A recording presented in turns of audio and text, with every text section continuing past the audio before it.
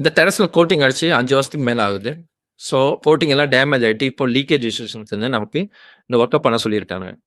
ஏற்கனவே அப்டேட் பண்ணி வச்சிருக்கிற பழைய வெதரிங் கோட்ட வந்து நம்ம கம்ப்ளீட்டா ரிமூவ் பண்றோம். ஏன்னா வந்து லூஸ் பார்ட்டிகள் இல்ல வந்து கீழ கிராக் இருக்கு, டேமேஜ் இருக்குன்னா நம்ம டைரக்ட்டா கோட்டிங் அடிக்க முடியாது. ஸோ எந்த அளவுக்கு நமக்கு ரிமூவ் பண்ண முடியுமோ, ஹார்டான சர்ஃபேஸ் வர்ற அளவுக்கு இல்ல வந்துட்டு கிராக்ஸ் எல்லாமே நம்ம ஃபைண்ட் அவுட் பண்றோம். இத வந்து வாட்டர் ஜெட் இதுக்கப்புறம் வாட்டர் ஜெட் வச்சு கிளீன் பண்றோம். கிளீனிங் ப்ராசஸ் முடிஞ்சதும் எல்லா கிராக்கையும் நம்ம கட் பண்ணி சீல் பண்றோம். தென் அதுக்கு மேல 3 லேயர் கோட்டிங் அப்ளிகேஷன் பண்ண போறோம். இந்த பில்டிங்ல டெரஸ் மட்டும் இல்லாம கைப்பிடியும் சேர்த்து வாட்டர் ப்ரூஃப் பண்றோம். அது மட்டும் இல்லாம இந்த பில்டிங்கோட பேக் சைடும் பக்கத்து வீட்டு வாலும் ஒண்ணா ஜாயிண்டா இருக்கு. அந்த இடத்துல லீக்கேஜ் இஷ்யூ இருக்கு. பேரபெட்ல நெறைய கிராக்ஸ் இருக்கு. ஸோ இது எல்லாத்தையுமே நம்ம கட் பண்ணி ப்ராப்பரா எல்லா கிராக்கையும் சீல் பண்ணி முடிச்சிடுறோம்.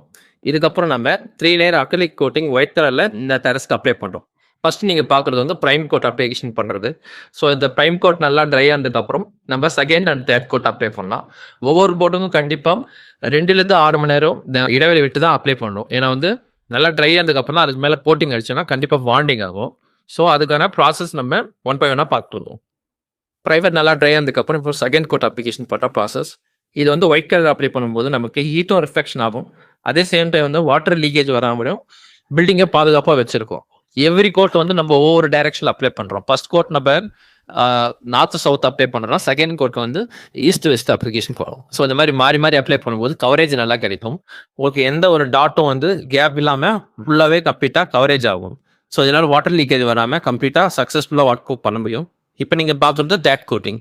இந்த கோட்டிங் அப்ளை பண்ணும்போது இந்த டெரஸ்க்கான வாட்டர் ப்ரூஃபிங் ஒர்க்கை கம்ப்ளீட் பண்ணேன். இது போல் சர்வீஸ் வேணும்னா ஸ்கீனில் தெரிய நம்பரை கான்டாக்ட் பண்ணுங்கள். Thank you viewers.